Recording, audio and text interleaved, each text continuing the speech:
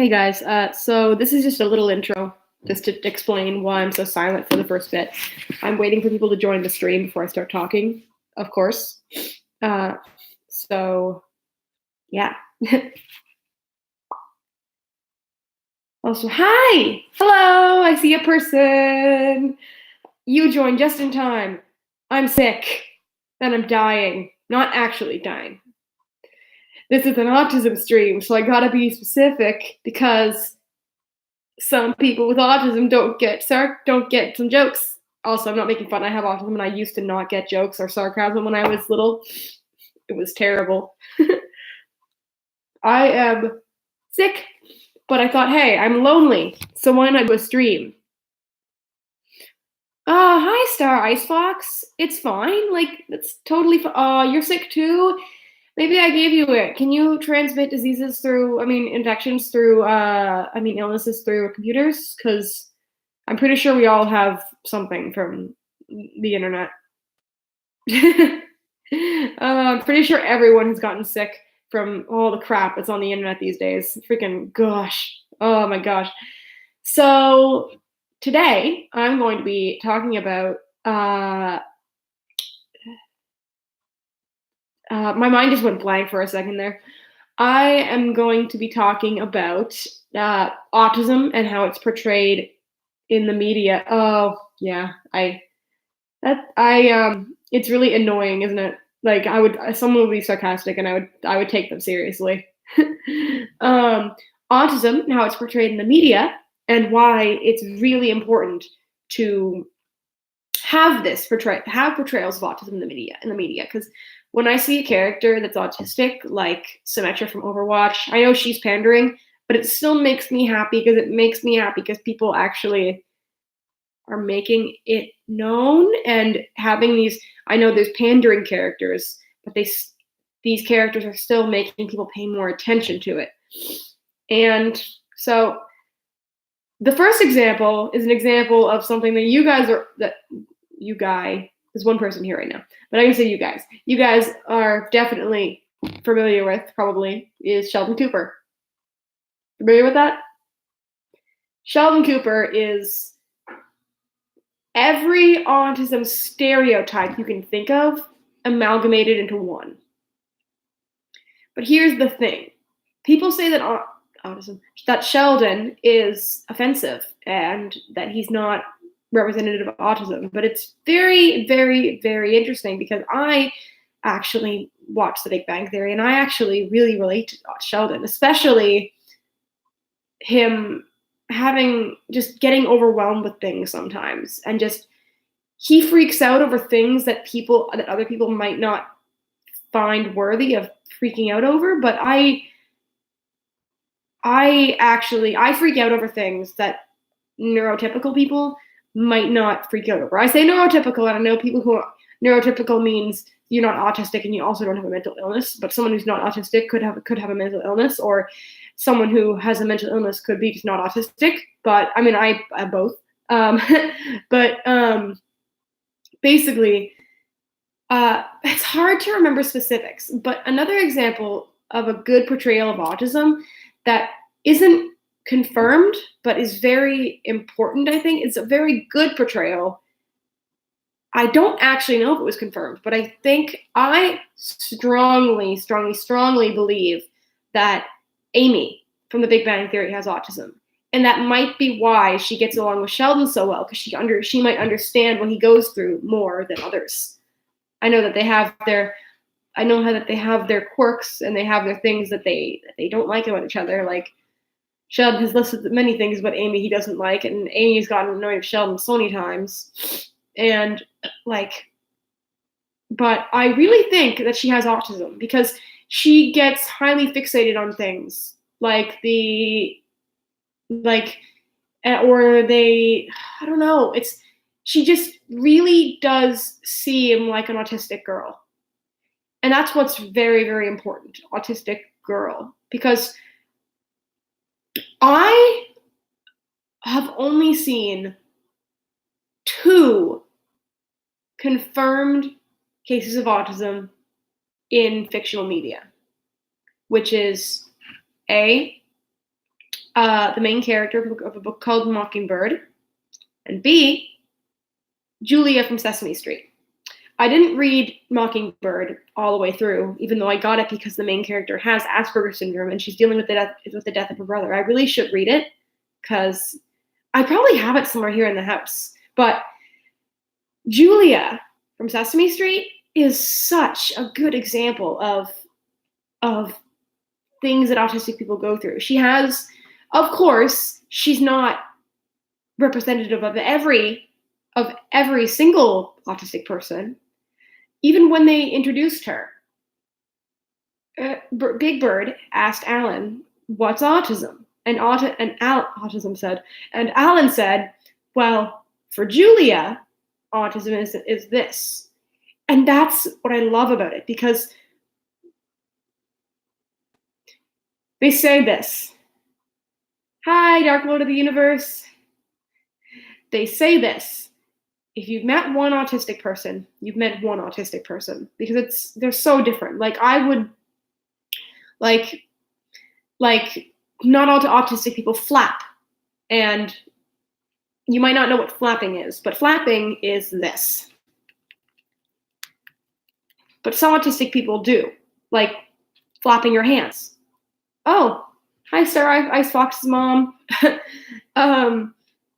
And I know that might have looked silly to some of you. And it looked silly to my friend when I did it in front of him too. But I explained it to him and he turned it into a big masturbation joke. But Julia, for example, I relate to her because she flaps. It does sound bad, doesn't it? But flapping my hands like this is actually calming. It releases energy. It's a way of stimming that releases the energy I have. And it makes me feel so good because it just gets it all out. And Julia flaps. And I mean, she doesn't flap as vigorously as I do. She's more like, which is also very nice. But anyway, I went on a tangent about Julia flapping. She's adorable, by the way. She's a 5-year-old with autism, and she is beautiful. She's so cute.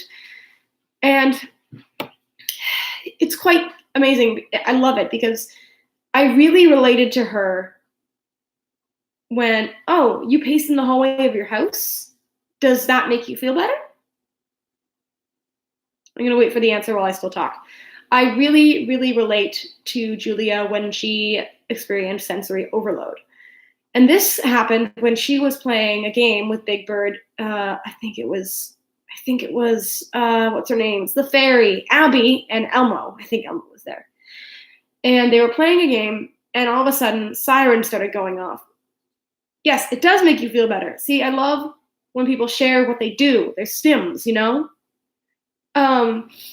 And some sirens started going off, and everyone else said, like, Big Bird was like, it wasn't that loud, but to Julia, it was. She couldn't function. She had to stop and cover her ears, and she kind of freaked out, and she had to go be alone. And I really loved that part. I mean, it was upsetting seeing this character that I love so much upset. But I remember a time when I was going to my cousin's wedding, and my mom was calling to me from the house, telling me to ask my dad to give my dad's tripod back to him. And my dad was calling me from the car saying something else. And I was hearing two things at once. And it was very, very difficult. And I just kind of stopped, and I was just kind of holding my head, and I couldn't deal with it. Sensory overload is a bitch. Oh yeah, I'm gonna curse.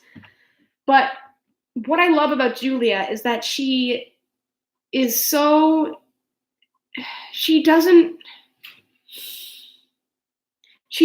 like, they don't shy away from showing like parts of autism that aren't often shown. Like, Julia is not as verbal as other autistic characters that I've seen, like the Good Doctor or Sheldon or Amy. Or I think my friend told me that Tina from Bob's Burgers is autistic, but don't take my word for that. And I'm just winging these live streams, by the way. They're just fun. Okay, I'm going to show that comment there because it is a bitch. Goodness. But, like, she's not as verbal. And most autistic people I've met, well, not most, no. I've met many autistic people who are very verbal. There's been a few autistic people who I've met and gone to school with who were not verbal.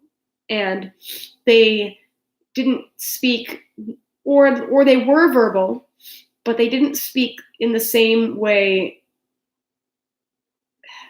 They didn't speak in the same way as I did. Like, they don't speak as clearly.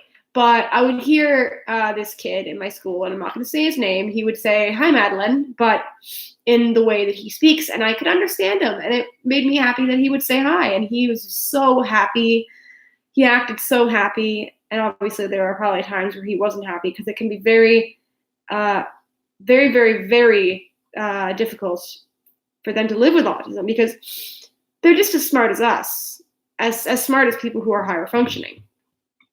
But sometimes they're perceived as not as smart. The R word comes to mind, which is just I don't like the R word. I know people who say it, but like, they're not bad people, but I don't like the R word. But hey. So, who else? What I love is the fact that autism is becoming more like people are. I should have planned for this.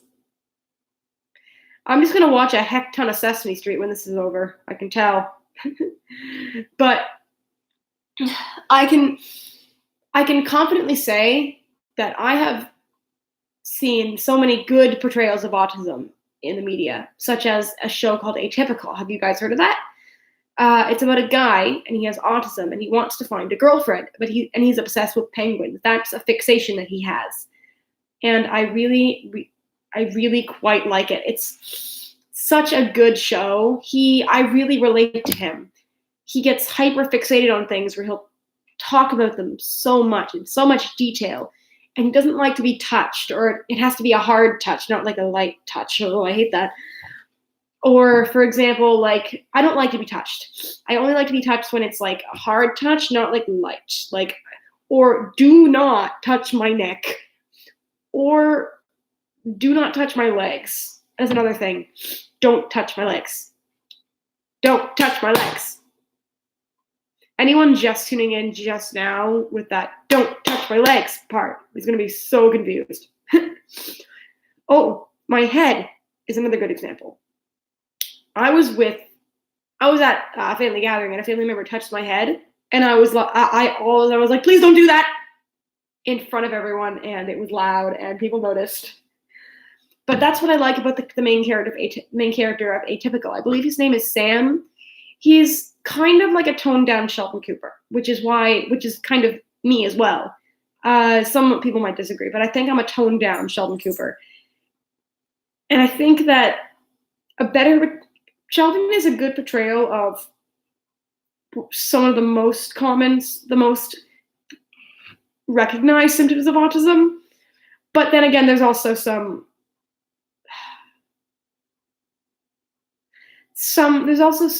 that like